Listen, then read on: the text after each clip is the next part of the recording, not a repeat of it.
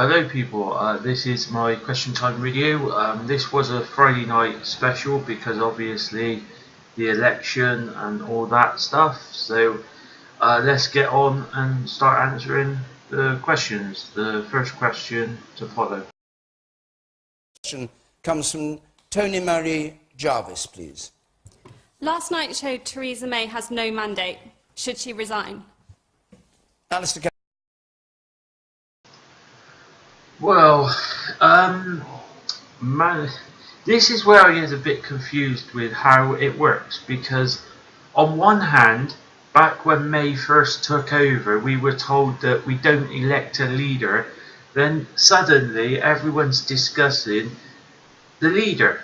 The fact of the matter is May's going nowhere because we did not elect Theresa May as the fundamental leader. We elect a political party, and the country voted mostly for the Conservatives. So May's going nowhere because the Conservatives will not allow her to go anywhere yet. They want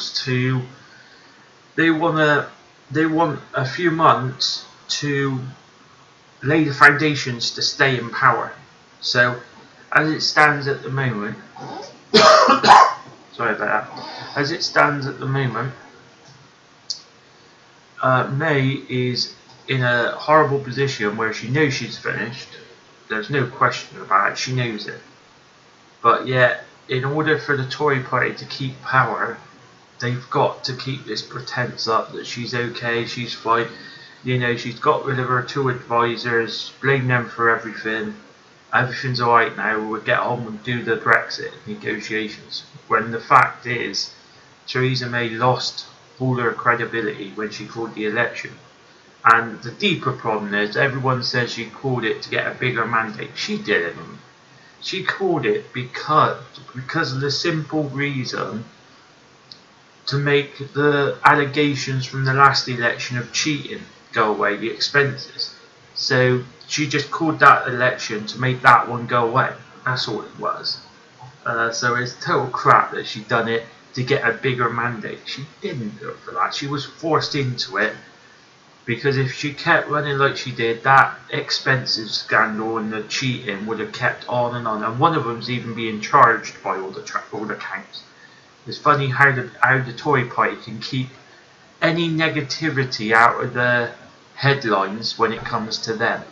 The only reason they're in the headlines now is because they're dealing with a nasty party, the DUP, which has got... Well, I think that's a bit unfair to call them a nasty party because obviously we don't really know them. But based on everything I've read about them, they shouldn't be at the top level of government. And it scares me that a party like that is at the top level of government now, thanks to the Tory party putting them there. Let's do the next question to follow. How can the Conservatives align themselves with a party whose values go against our own laws and values? Well, like I just said, like I just said just a minute ago, after reading the DUP, they think, you know, some of their views are just, it's just from the 1920s. They think that fossil fuels will never run out. It's a myth that they would run out. They would never run out. Like magically, we digs up the planet and magically it just keeps appearing everywhere. They think humanity don't have no effect on the climate. It's all climate change is all made up lies. Oh dear, it is like they would get on perfectly with Donald Trump. It is like a Donald Trump offset. You know, and I'm sorry, but the debate about abortions and all that, and once a woman's pregnant, that's just, it's just so, like, we know for a fact that once a woman's pregnant, it's just a tiny little egg. It's not even life.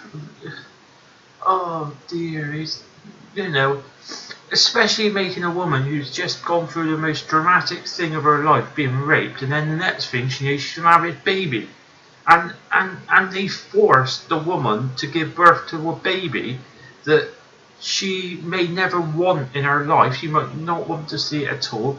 You know, it's just no.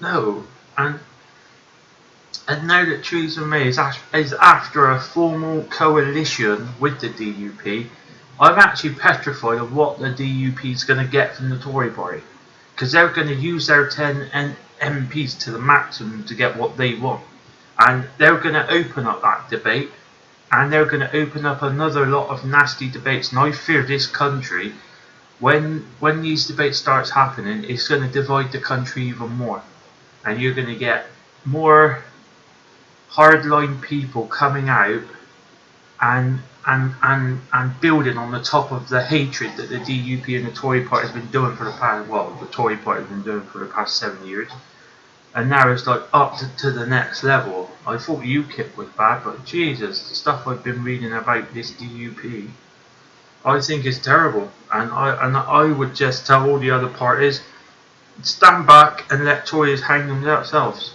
because they're going to give stuff away to the DUP, and I feel it's going to backfire massively on that party. And I think there's a lot within that party that knows that, and they're actually starting to think, oh my god, if we have to have another election within the next year and we start giving all these things away to the DUP, debates and votes and all whatever else it is, it could destroy the Tory party. I can't imagine many of their supporters actually being happy about this. I just don't know. Obviously, not many of them does their research, because if they did their research, they would never vote Tory in the first place. You know, but you know, I can only tell people where to go to read the information. If they choose not to do that, then I can't do nothing about that, or nobody can do anything about that. If you choose just to believe headline made up news by editors just doing what their bosses want, then, you know, I feel sorry for you. I always question everything, and everyone should. Regardless of your political party, question everything. And look, and read, and get the information for yourself. Right, I'll move on. I can't believe Tory's done it. I'm in shock that they've actually allowed a party of that opinion into power. It's disgusting, and it yet again is showing what Theresa May is like. I'll move on to the next question now to follow. Well, let's go on to that. We'll take a question on it from Jonathan Dokes. Jonathan Dokes. Will June 9th, 2017 be remembered as the day Brexit died? No, because we're leaving the table. You know, we may have to give in on a few. If we wanted, you know, the single market is one of our big issues. So we're going to have to give in on some of the issues to stay part of that. If we leave that, it would be a disaster for the country, and everyone should know that. I think the Tories are just trying to play a negotiating hand at saying that we'll leave, when they know that it would be a disaster for this country, and all the MPs in the Tory party knows that too, but they're just trying to play this negotiating and trying to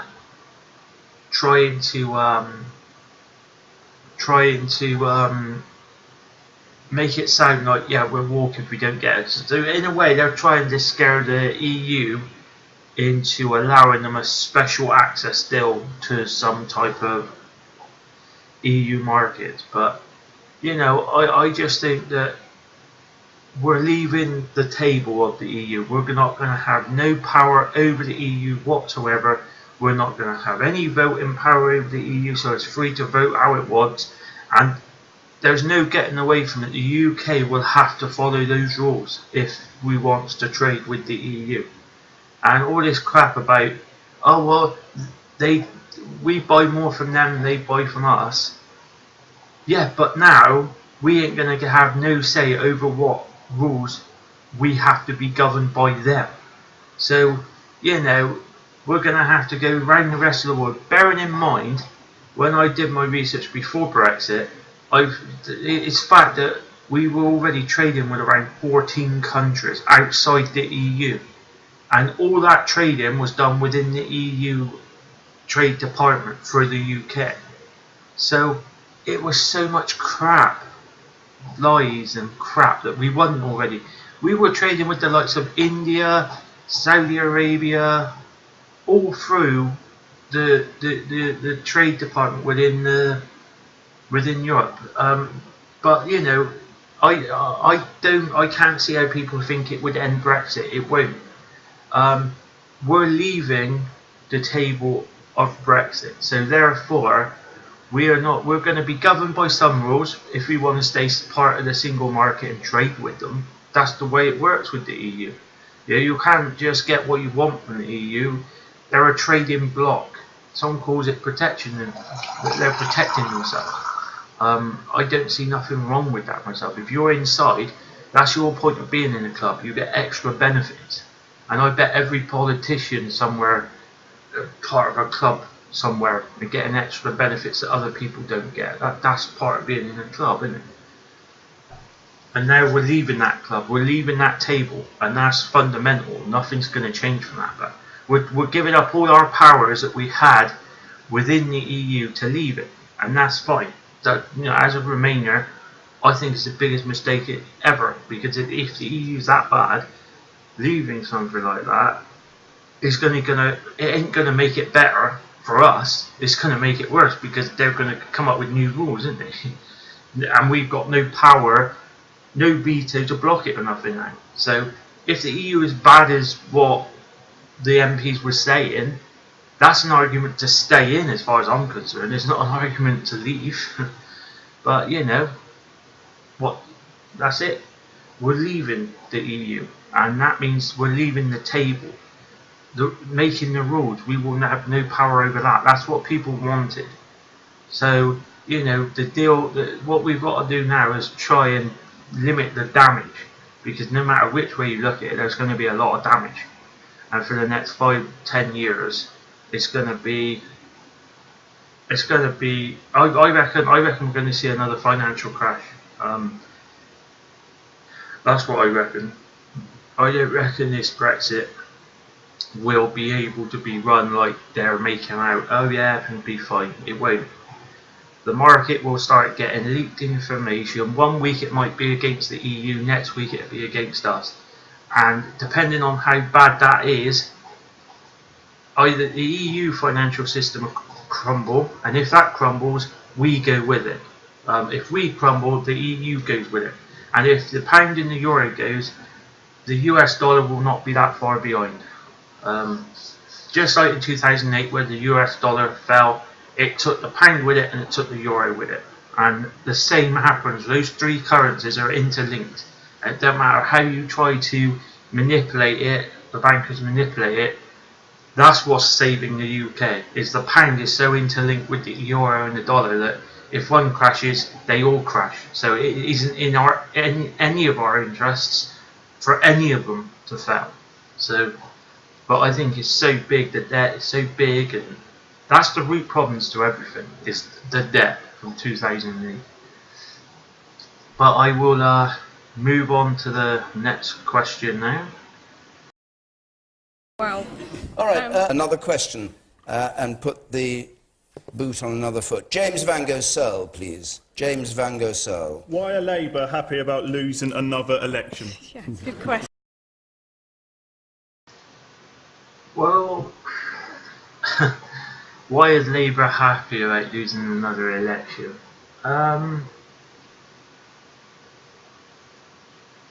Well, technically, a hung parliament means nobody won. So they didn't lose. If you want to get technical about it, I know that most people don't. Most people's got their heads in the sand, they don't really want to understand. But a hung parliament means nobody won. And then it goes on to the second degree, the second level, that who's got the highest majority. And it was the Tory party. But technically, a hung parliament is nobody won an outright win. So is only that the government gets the benefit of the doubt. The last party in government gets the benefit of the doubt. So they're the first ones that can look around and form a government with the help of other parties. So I think what made Labour so happy, especially the left wing of the party, is Jeremy performed brilliantly, and I don't buy for a second that Alistair Campbell and all his team didn't know that. They knew from the very beginning, well, probably within 6 months, that Jeremy has got that charisma to be able to put his views across, answer the questions, honesty, and they didn't want that. They didn't want someone like that in power, because ultimately a lot of them in the right wing element of the Labour Party are multi-millionaires. So they know they would be paying more tax. So that's why they were trying to topple Jeremy Corbyn. I'm 100% convinced that if the PLP got behind Jeremy Corbyn, Labour would be in power now. When the Tory party collapsed after Brexit, I truly believe we would have had an election then, and Jeremy would have had a landslide victory. But the left wing, the right wing of the Labour Party put a stop to that straight away. And what we've seen in the election was a clear understanding that people are happy, but people want something different. And it doesn't make me optimistic that, a lot of people saying we want someone different. We don't want someone from the same private educated schooling system, all mates together. That's what happened in 2015 with Nick Clegg and Dave Cameron. They were all part of the same group. They were all part, even the Labour leader was from the same type of thing. And Jeremy has always been on the outside of that. He's never been interested in going to the luxury dinners and sucking up to bankers and sucking up to people of power, And I think that's what. That and the fact that he was honest, and he could have looked round at the rest of the politicians and said, yeah, I'll fire Newt straight away. But regardless of what political party you support, you've got to give him the benefit of the doubt, that the fact that he answered it honestly. For him, it would have been easier just to turn around and say, no, I'll fire Newt, knowing that if that ever happened, he would question everything and want the information.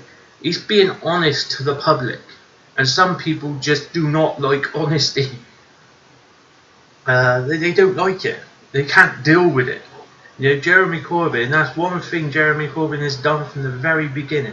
He's been honest, and he's answered every question as honest as he could, even the ridiculous hypothetical questions.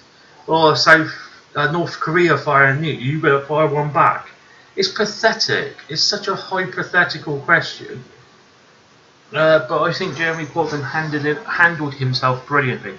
And if a leader of a party can win a rigged leadership contest, I'm sorry, but that definitely puts him in the strong and stable category. If he can manage his party like that, when the right wing got pretty much all of the MPs against him. That's why he didn't win the election. If he had his party behind him fully, he would have wiped the floor with Theresa May. By the MPs attacking him from the very start, it did weaken him, and that's why he didn't get a straight win. And the fact that everyone was saying how bad Labour was going to do, and then it turned around, Labour's done way better. And a lot of the right-wing MPs and Alistair Campbell has had to acknowledge that. I bet they hate doing that. Oh, I bet they hate doing that. Every word they say, I bet they hate having to say that. But they've been given no choice. Right. I'll move on to my next question now. Piercy. Does the election result spell the end of the dementia tax? You remember that No, it can't, can it? At the end of the day, Theresa May's made it clearer as her manifesto. The Tory party won. The Tory party won with the manifesto that they brought to the people, which, let's face it, wasn't much. You know, there were no costings, no money about, no talk about how they were going to raise the money.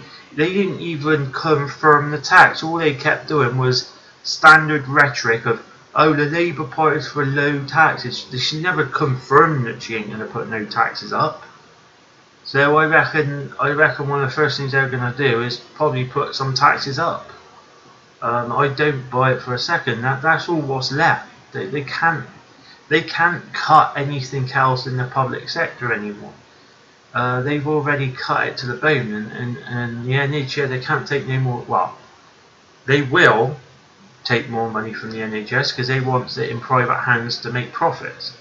And I bet a lot of the MPs' families have make a nice bit of money off of a private healthcare in this country. I'll tell you that now. But yeah,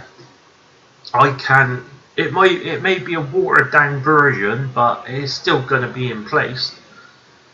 The Tory party has been protecting the pensioners for the past 7 years, and now, where they've been protecting some areas, they're going to have to start looking at those areas and seeing how they can cut back in those areas now, because they can't cut back in the other areas anymore because they've cut them way too much. They're struggling to deal with what they've got to deal with now. So, you know, it's just I can't see what else the Tory party can do. They're stuck in this austerity-driven policy that has put the debt up by 980 billion, I think it is. So how can they act like, oh yeah, austerity's working? You know, if austerity was working, then it wouldn't have added an extra 980 billion to the country's debt, would it? You know, people lay into Labour's plans, but Labour was all about only borrowing money to invest in infrastructure, into systems that will eventually turn around and start making a beneficial outcome to the country in the long term. And a lot of political parties, especially Tory party, they don't look at it like that.